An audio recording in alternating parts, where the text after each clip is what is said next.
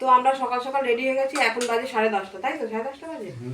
তো আমি এরকম সেজেছি 10:15 তোমার সাথে ভিডিও শেয়ার করা হয়নি। তো তো চলো কোথায় যাচ্ছি না যাচ্ছি তোমাদের সাথে পুরোটাই শেয়ার করব। আর এই যে সবাই রেডি হয়ে গেছে, ছেলে রেডি হয়ে গেছে, মেয়ে রেডি হয়ে গেছে।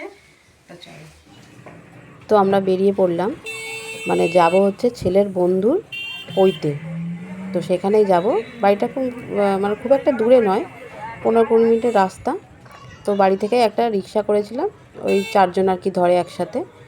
তো সেখানেই যাব, তাতে করেই যাব আর কি। তো ওদের সাথে আলাপ আমাদের প্রায় 13 বছর, লোয়ার নার্সারি থেকে এখন ক্লাস 10। তো সেই আলাপ, অনেক দিনের আলাপ। তো ওরা আমাদের পৈতের জন্য নিমন্ত্রণ করেছিল, অনেক দিন আগেই করেছিল। তো আমরা জানি সেই সূত্রে যাব নিমন্ত্রণ।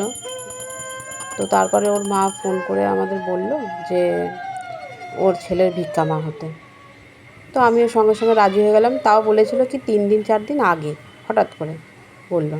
তো আমি রাজি হয়ে গেলাম যে ঠিক আছে, হঠাৎ করে বলেছে। আর আমিও এটা একটা নতুন এক্সপিরিয়েন্স। আমি মানে এরকম পৈতে বাড়ি ছোটোবেলায় দেখেছিলাম, তো অনেক বছর দেখিনি বা জানি না এরা কি হয় না হয়, কিছু জানি না। তো আমি রাজি হয়ে গেলাম। তো ওকে জিজ্ঞেস করলাম কী নিয়ম করতে হয়, তো বলে দিয়েছিল। তো এই যে গায়ে হলুদ হচ্ছে, দেখো পুরো বিয়ের মতনই সব নিয়ম। তো আমি দিয়েছিলাম, আমাকে কী দিতে হয়েছিল, একটা রূপোর আংটি, মানে সোনা দেওয়ার আমার সামর্থ্য নেই।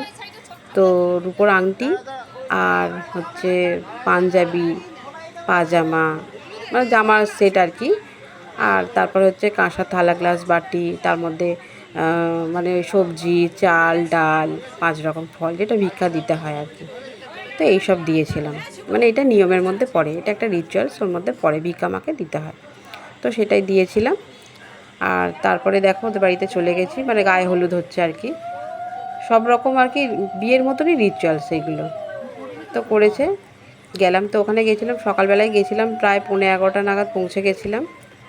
তো তারপরে দেখো ওদের বাড়িতে বসে থেকে এই যে রিচুয়ালসগুলো করলাম, করে টোরে তারপরে আমার বর খেতে বসে গেছিলো। তো বললো আমি খেতে বসিনি কেন, আমি পরে বসেছি। বললো ভিক্ষা মা মানে ভিক্ষা দিয়ে খাবে। তো তার জন্য আমার বর খেতে বসে গেছে। আর দুপুরবেলায় করেছিল কি, মানে মেনুতে ছিল শাক ভাজা, লাল শাক বাদাম দিয়ে ভাজা, পোস্তর বড়া, সবজি, ডাল, তার সঙ্গে ছিল আলু ভাজা, ঝুরো ঝুরো আলু ভাজা, আর ছিল ধোকার ডালনা, আর চাটনি, পাঁপড়, মিষ্টি, দই। তো এইগুলো ছিল। আর আমি দেখো খেতে বসে গেছি। আমি খেতে বসেছিলাম প্রায় 4:30 নাগাদ, তখন খেতে বসেছিলাম। নিরামিষ ছিল, নিরামিষ রান্না হয়েছিল, ওই দিন নিরামিষই খেতে হয়। তো খেতে বসে গেছিলাম। আর ছেলে মেয়ে তো অনেক আগেই খেয়ে নিয়েছে, ওরা 2-2:30 নাগাদ খেয়ে নিয়েছে। তো তারপরে খাওয়া দাওয়ার পর যেগুলো রিচার্জগুলো ছিল আর কি, ভিক্ষা দিতে হয়, তারপর আরও অনেক ছিল, সেগুলো করা হয়ে গেছিলো। এই যে পৈতের কাজ হচ্ছে, এটা হচ্ছে ছেলের মামা আর কি, ইনি হয়েছেন আচার্য গুরু যেটাকে বলে। সব ব্যাপার তো জানি না, কিন্তু যতটুকু দেখলাম, যা বুঝলাম, তো ভালোই লাগলো। আর এই যে এটা হচ্ছে ভিক্ষাদানের পর্ব হচ্ছে। তোর মা আগে দিয়ে দিল ভিক্ষা, ওগুলো দিতে হয়। অনেকজনেই দিয়েছে, মানে অনেকজন দিয়েছে, বাড়ির সবাই নাকি, প্রায় নাকি লোকে দিলে নাকি ভালো। তো এই যে ওর মা দিয়ে দিচ্ছে, আর তারপরে আমি দিয়েছিলাম। এগুলো একটা নিয়মের মধ্যে পড়ে। তবে আমার তো মনে হয় বিয়ের থেকেও বেশি নিয়ম এটা, মানে বিয়েতে জানা নিয়ম তার থেকে বেশি নিয়ম। তো সারা দিন ধরে অনুষ্ঠানটা হলো, 11:30 আমি গেছি, তো 11:30, 10:30, 9টা থেকে ব্রাহ্মণ বসেছে, তখন থেকে চলছে।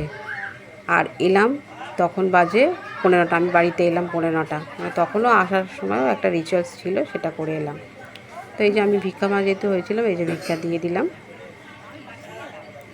কাঁসা থালা, গ্লাস, বাটি নিয়ে গেছিলাম, ওর মধ্যে থেকেই আর কি ওগুলো দিতে হয়েছে। তো এগুলো দিয়ে দিয়েছিলাম। আর তারপরে তো ওগুলো দেওয়ার পরেই তো চলে যাবে বাবুঘাটে, কেননা ওখানে নাকি স্নান করে, ওখানে ওই জামা কাপড়টা যেটা আমি দেবো আর কি, সেটা পরে উঠবে, জামা কাপড় আর হ্যাঁ জুতো, এটা দিতে হয়। তো বাবুঘাটে চলেছিল, আমরা কিন্তু খুব মজা করেছিলাম। ওরা ম্যাটাডো করেছিল, প্লাস গাড়ি করেছিল 4 চাকা। তো আমরা 4 চাকাতে যাইনি, আমরা ম্যাটাডো করে গেছিলাম, যেহেতু ছেলে মেয়ে গাড়িতে বসতে পারে না, ওদের বমি হবে। তো আমরা ম্যাটাডো করে গেছিলাম, খুব মজা করে গেছি।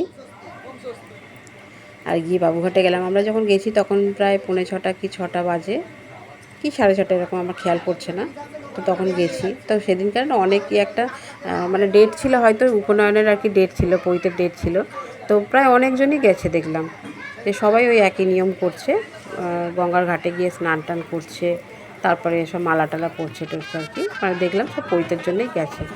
তো এই যে আমাদের গেছে, দেখো আমরা সব, আমি দাঁড়িয়ে আছি ওই জামা কাপড়টা দেবো বলে।